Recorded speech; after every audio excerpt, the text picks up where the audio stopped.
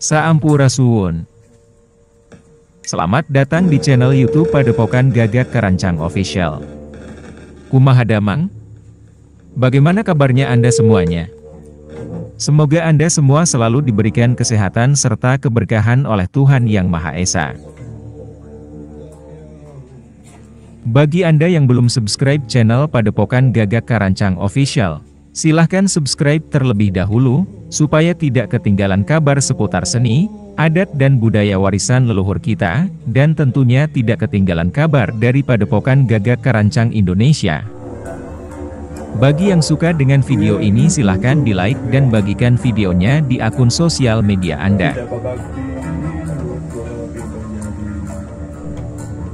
Pada hari Sabtu tanggal 5 November 2022, Padepokan Gagak Karancang Bali mengadakan upacara adat Sunda, yaitu Tumpekan Agerung, sekaligus pangistrenan, pelantikan dan pengukuhan pengurus Padepokan Gagak Karancang Bali. Upacara adat ini dilaksanakan di Pura Dalam Sumedang, yang berlokasi di daerah Pemogan, Denpasar, Bali. Upacara Tumpekan Agung sekaligus pangistrenan ini, dipimpin langsung oleh Guru Besar Padepokan Gagak Karancang Indonesia, yaitu Raden Sigma Martanagara atau lebih dikenal dengan panggilan Ki Raga Sukma.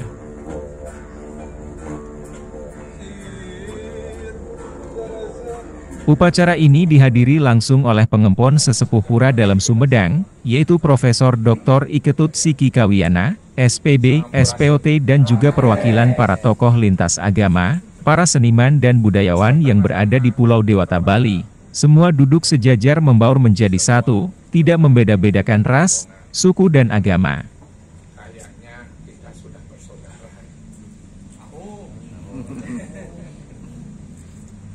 Yang berkesempatan datang pada saat kita juga melakukan suatu upacara tumpekan. Tadi sudah kita mulai jam 4. Tumpak landap. Landap itu artinya runcing. Jadi kita melakukan syukur kepada Yang Maha Kuasa, yang leluhur, atas pemberian beliau berupa alat-alat yang tajam, yaitu berupa keris, berupa tombak, pisau, semua. Kita sudah melakukan tadi atas setiap 6 bulan sekali melakukan. Saudaramu itu ada di kota Denpasar. Nah, beliau menanyakan kepada Raja Denpasar, menanyakan apakah ada. Dikira beliau orang Raja Denpasar itu. Ternyata tidak. Beliau bertanya, katanya, adakah situs yang berbau Sumedang? Oh, Raja Pemecutan bilang, oh ada. Namanya Pura Dalam Sumedang. Nah, akhirnya pada suatu hari datanglah beliau ke sini. Saya ditelepon dari Pemecutan, datang ke sinilah Iwak Kusweri. Saya tidak menduga beliau membawa sebilah keris. Maka dari itu, itulah keris yang menyatukan kita.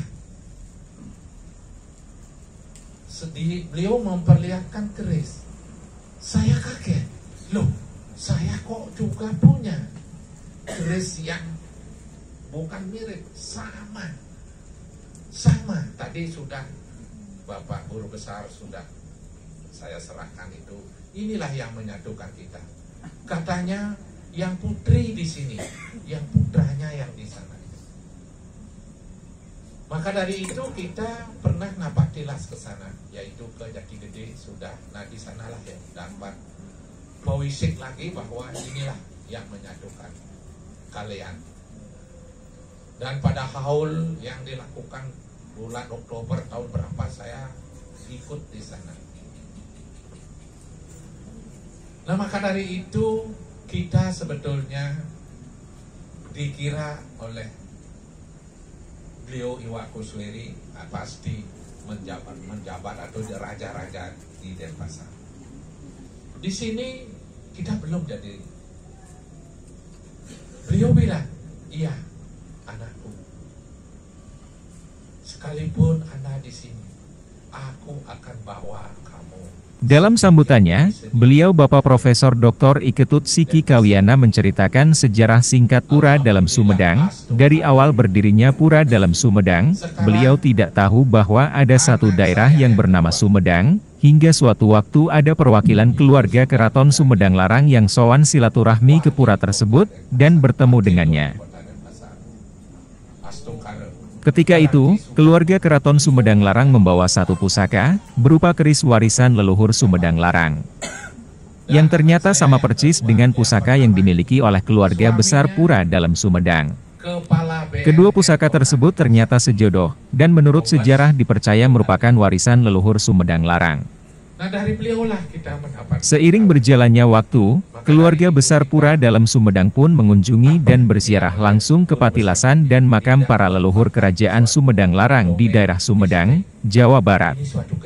Dari sanalah sedikit demi sedikit sejarah Pura Dalam Sumedang mulai terungkap. Hingga sekarang Pura Dalam Sumedang sangat erat kaitannya dengan Sumedang Larang, dan dipercaya bahwa leluhur yang bersemayam di Pura Dalam Sumedang merupakan leluhur dari Sumedang Larang. Tetapi cepatan COVID datang. Nah maka dari itu pada hari ini saya sangat berterima kasih dan bisa bapak-bapak, akang-akang semua melaksanakan suatu ritual upacara di sini. Mudah-mudahan bisa dilancarkan jalannya upacara ini. Kami dari keluarga sini akan mendampingi sampai selesai.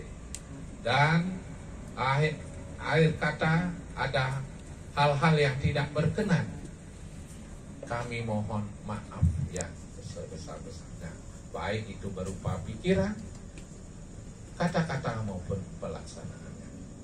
Terima kasih, kami tidak panjang lebar, dan supaya acara cepat bisa dimulai, yang terakhir kami ucapkan Prama Sakti Om Sakti Sakti Sakti Om. Atas kenikmatan, kesehatan, umur, dan pada kesempatan yang sama, dalam sambutannya Guru Besar Padepokan Gagak Karancang Indonesia, Raden Sigma Martanagara atau lebih dikenal dengan panggilan Ki Raga Sukma, beliau menceritakan alasannya kenapa upacara adat Tumpekan Ageung dan Pangistrenan Padepokan Gagak Karancang Bali dilaksanakan di Pura Dalam Sumedang.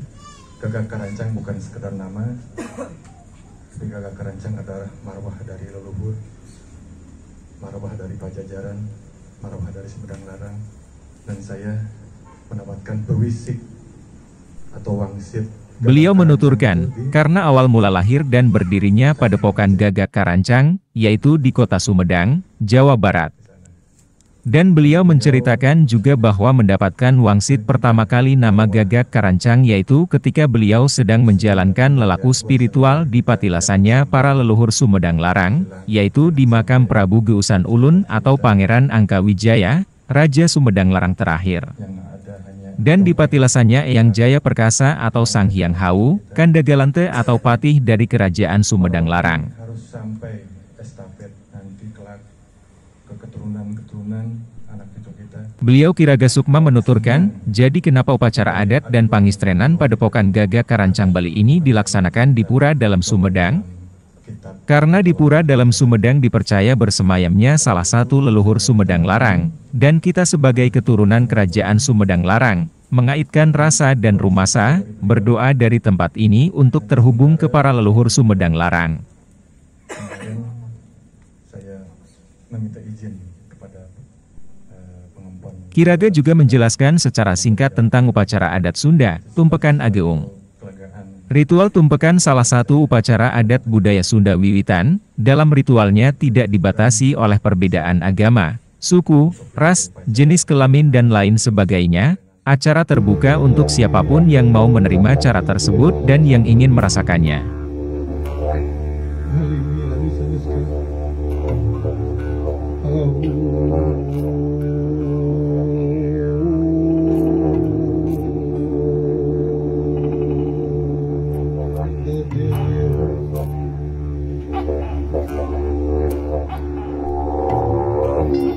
Tumpekan adalah upacara warisan adat budaya leluhur Sunda, yang dimaksudkan untuk berkumpul dan memberikan rasa terima kasih kepada semua yang menjadi asal, wiwitan, kehidupan yang kita rasakan sampai saat ini, atau hakikatnya berterima kasih kepada Sang Maha Kuasa.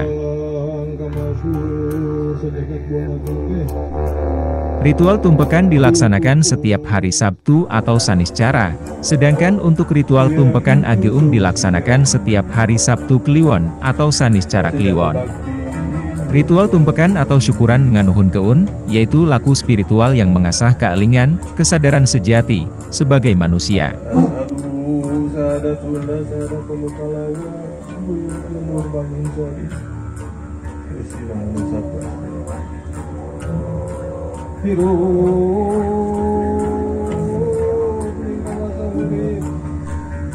Jika rasa bersyukur, nganuhun keun, berterima kasih yang terus diasah akan menguatkan rasa kemanusiaan. Ulas asih, berbagi keindahan serta kebahagiaan, yang dihidupkan dan semuanya mengerucut dalam perbuatan. Sehingga getar kasih sayang memancar terhadap sesama, alam sekitar dan semesta ini.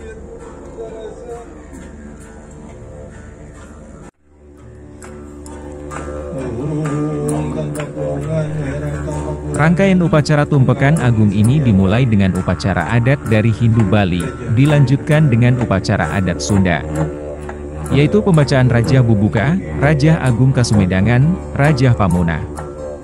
Diiringi dengan waditra atau alat musik tradisional Sunda yaitu karinding dan celempung.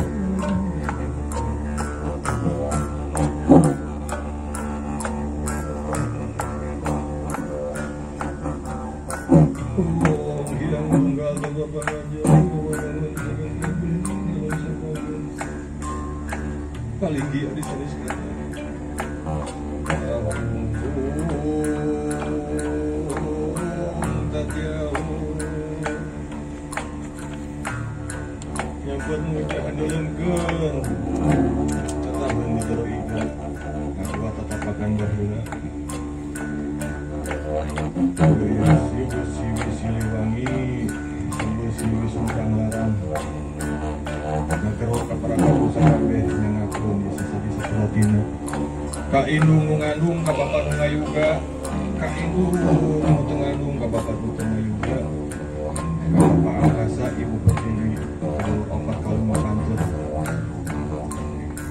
di kulon, di ulu tiluetan di kalerna, ringi, yang aku di sepurati, para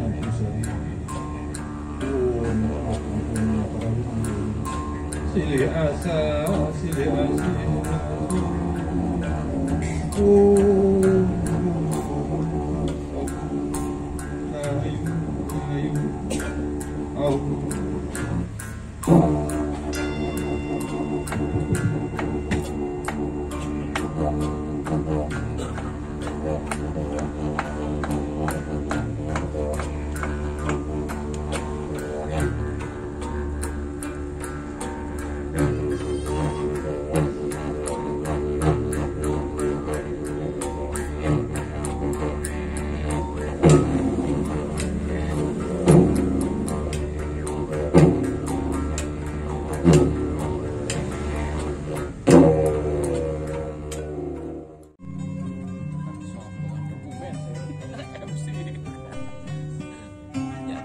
Upacara dilanjutkan dengan pemintonan atau pertunjukan seni musik tradisional Sunda yang lainnya, yaitu Sunda Mekar, Raja Siliwangi, Sumedang Kota Kamelang, dan Wangsit Siliwangi.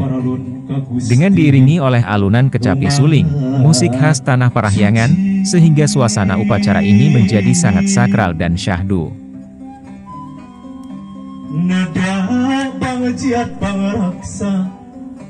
Rajah merupakan sebuah lagu yang dinyanyikan oleh juru kawih dan diiringi oleh musik kecapi dan suling yang tujuannya berdoa kepada leluhur. Dalam memainkan rajah tidak bisa sembarangan, melainkan terdapat aturan di dalamnya. Tidak boleh merubah lirik lagu, irama lagu, dan musik lagu. Rajah ini juga merupakan sebuah ritual yang wajib dilaksanakan dalam upacara adat di Tatar Sunda.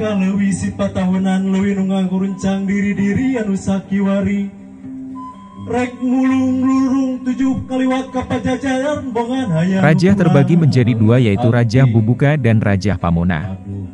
Rajah Bubuka adalah rajah yang dimainkan sebagai pembuka dari sebuah pertunjukan atau upacara adat yang berisi doa dan jangjawokan atau mantra. Sedangkan Rajah Pamunah adalah rajah yang dimainkan setelah pementasan atau upacara adat selesai. Rajah bisa berupa nyanyian atau lagu tradisional yang berisi ungkapan rasa syukur.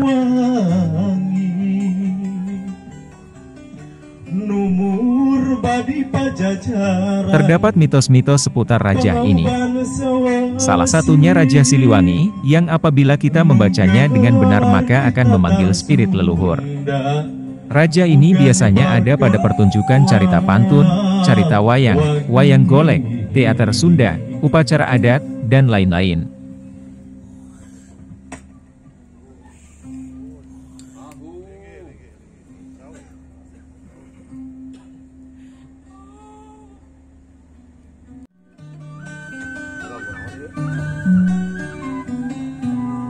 Jika kita cermati, dalam kawih lagu Degung Cianjuran Buhun, Sunda Mekar di Pakuan, memberikan gambaran ibu kota Pajajaran dalam lirik kawih tersebut. Para budayawan di masa lalu, menggambarkannya dengan sederhana, namun mempunyai dimensi kedalaman makna, terutama ketika mereka memilih tajuk Sunda Mekar. Simaklah.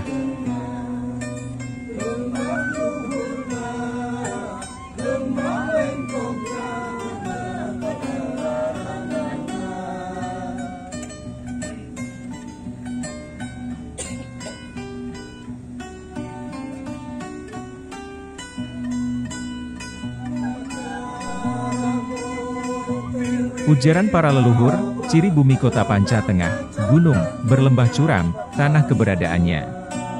Negara makmur berwibawa, perlambangnya congkrang kujang papasangan. Tempat memuja para dewata, takkan ingkar dari kenyataan. Para keturunan Siliwangi, para ahli waris tersebar sepajajaran. Maka waspadalah, Sunda dewasa, mapan. Cermatlah memelihara menjaganya. Memelihara dan menjaga tanah air. Tetap Sunda Jaya Sentosa. Berkembang kebudayaannya, Sunda mulia dan selamat.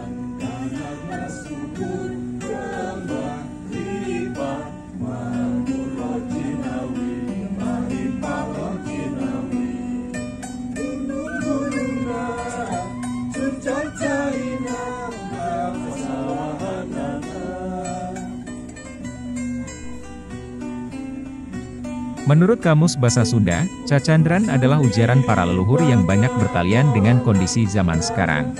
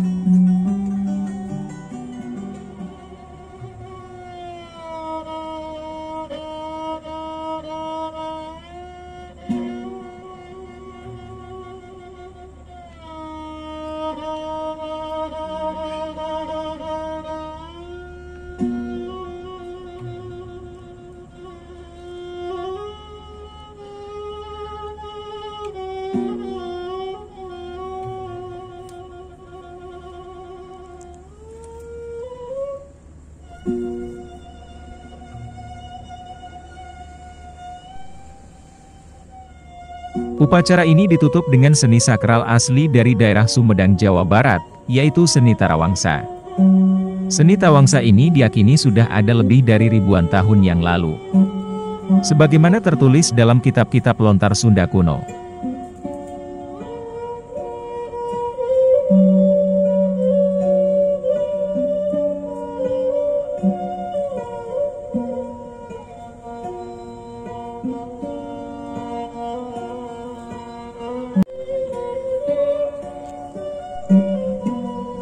Seni Tarawangsa merupakan kesenian yang syarat nilai kebudayaan dan histori, yang memiliki keunikan tersendiri. Kesenian ini mengandung unsur mistik karena sang penari kerap kali tak sadarkan diri.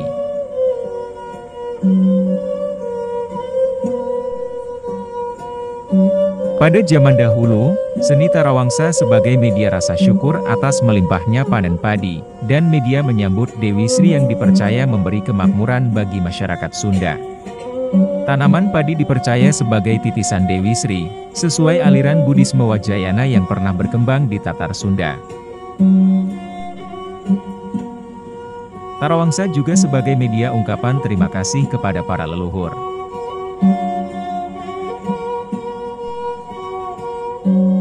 Disebutkan, Tarawangsa berdasarkan naskah kuno Sunda Sewaka Dharma yang ditulis pada tahun 1518, sudah disebut salah satu alat musik dari 3 jenis seni karawitan kuno khas Sunda di masa Hindu-Buddha pada abad 15 Masehi.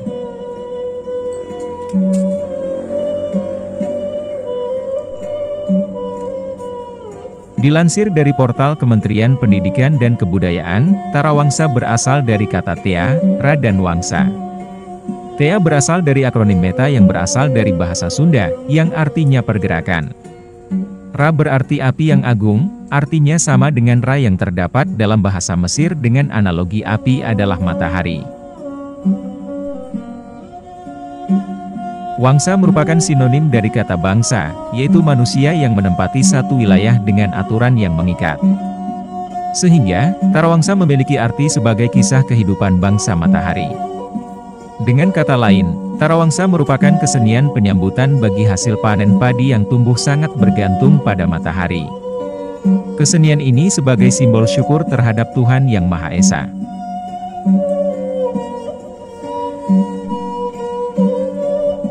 Kata Tarawangsa termuat juga dalam kitab-kitab kuno abad ke-10 yang ditemukan di Pulau Dewata, Bali. Dalam literatur tersebut, kata Tarawangsa disebut dengan kata Trewasa dan Trewangsa.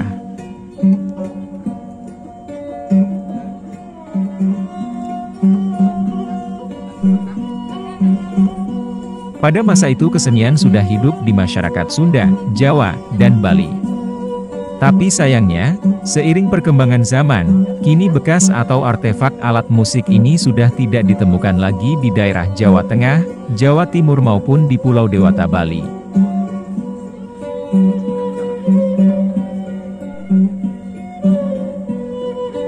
Pada perjalanan panjangnya, kesenian warisan leluhur yang berusia ribuan tahun ini masih terjaga dan lestari sampai saat ini. Kesenian Tarawangsa masih ditemukan di sejumlah daerah di Jawa Barat, di antaranya yaitu Kabupaten Sumedang, Kabupaten Bandung, dan Kabupaten Tasikmalaya.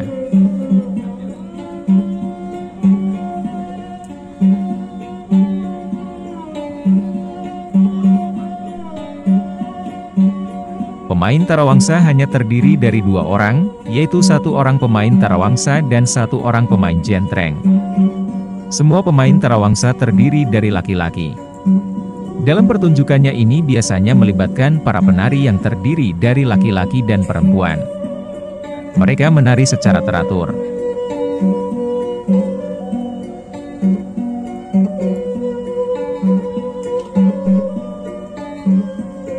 Dalam pertunjukan diawali oleh ibing atau tarian pembukaan, dipimpin oleh saehu atau saman, penari laki-laki, disusul para penari perempuan. Mereka bertugas mapak, melungsurkan atau menurunkan Dewi Sri dan para leluhur. Kemudian hadirin yang ada di sekitar tempat pertunjukan juga ikut menari.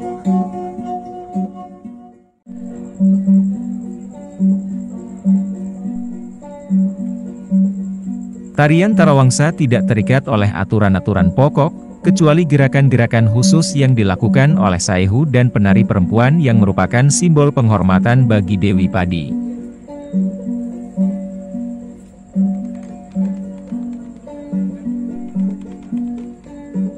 Menari dalam kesenian Tarawangsa bukan hanya merupakan gerak fisik semata, melainkan sangat berkaitan dengan batin. Bisa dikatakan tarian Tarawangsa merupakan gerakan dari jiwa atau tarian jiwa. Oleh karena itu tidak heran apabila para penari di pertunjukan Tarawangsa sering mengalami trans atau tidak sadarkan diri.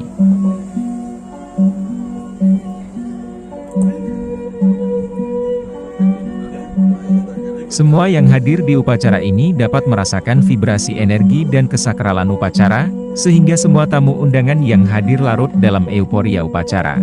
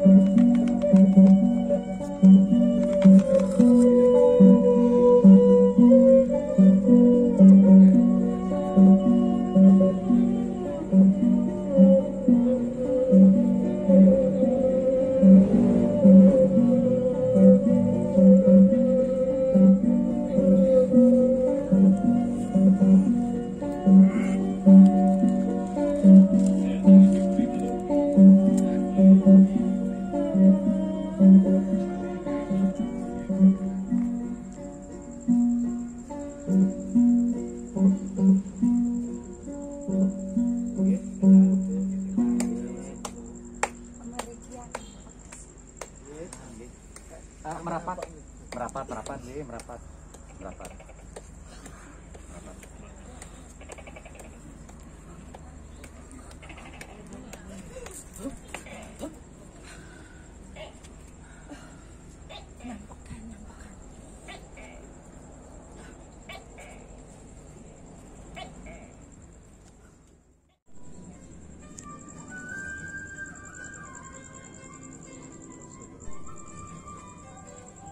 Rangkaian upacara Tumpekan Agung ditutup dengan upacara pangistrenan, pelantikan dan pengukuhan pengurus baru Padepokan Gagak Karancang Bali masa jabatan 2022 sampai dengan 2025, yang dipimpin langsung oleh Guru Besar Padepokan Gagak Karancang Indonesia, Ki Raga Sukma. Didampingi oleh pembina sesepuh Padepokan Gagak Karancang Bali, Ki Maman Baratakusuma.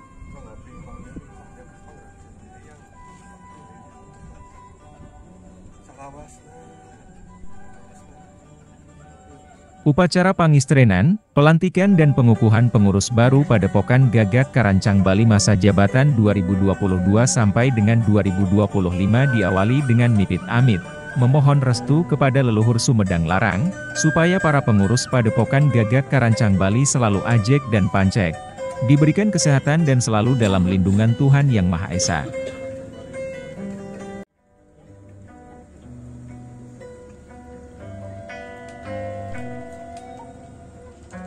Upacara pangistrenan, pelantikan dan pengukuhan diwakili oleh Ketua baru Padepokan Gagak Karancang Bali masa jabatan 2022 sampai dengan 2025, Kang Wahyu Priyatna. Beliau Ki Raga Sukma menitipkan apa yang diamanatkan dan dimandatkan oleh para leluhur, untuk senantiasa menjaga, merawat dan melestarikan seni, adat dan budaya warisan leluhur, dimanapun kita berada.